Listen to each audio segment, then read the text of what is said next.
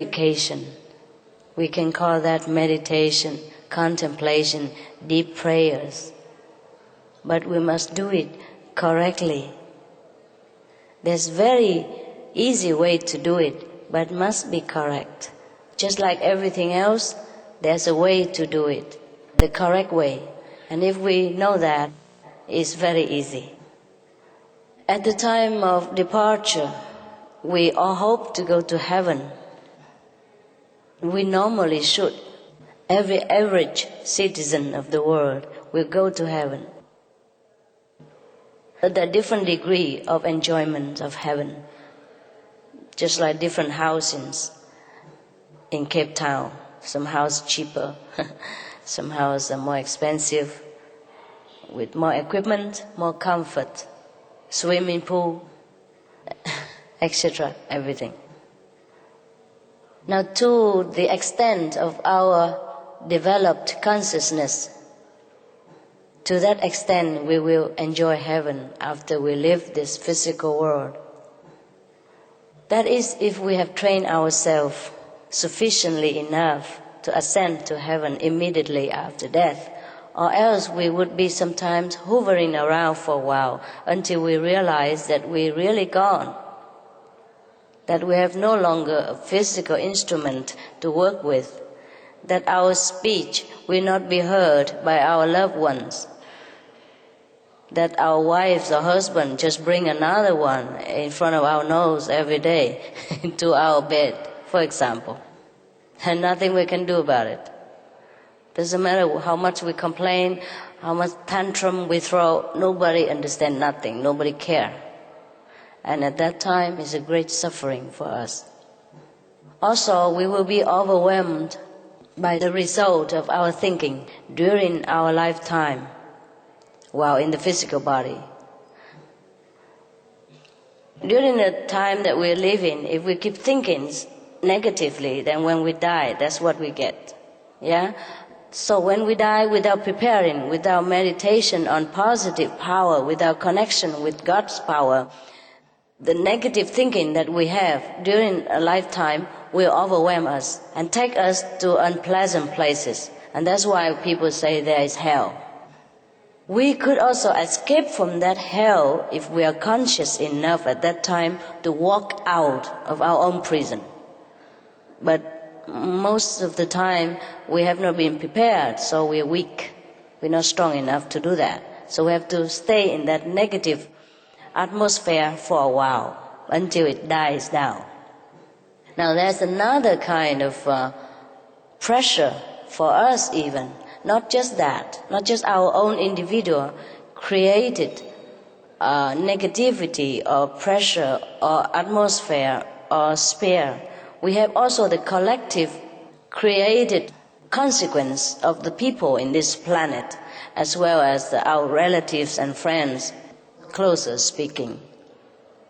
Because we have not mastered the art of mastering our own destiny, we have not learned to walk the correct way to heaven. We will be stray here and there, we will be pulled apart into different direction, or pushed into unpleasant scenery or planet, illusionary planet, which to us at that moment absolutely real.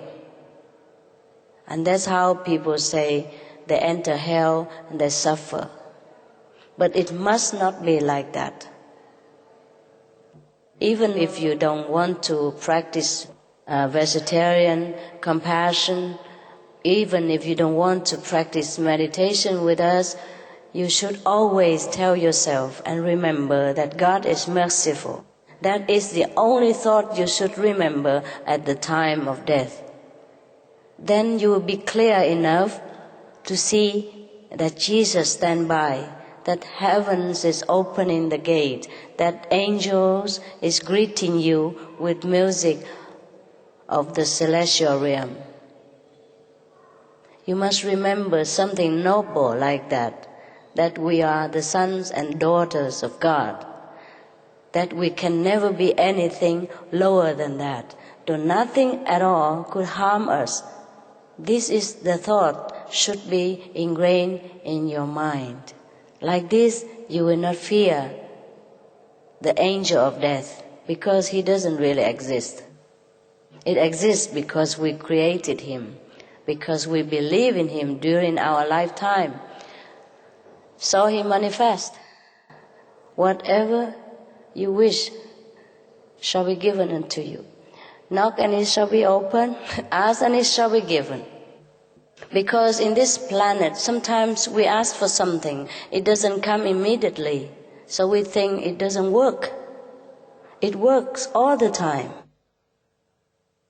Just because we are hindered by this physical body, we cannot see the result immediately. Sometimes the result comes a little bit later, and we think we forget. We forget that we have wanted it.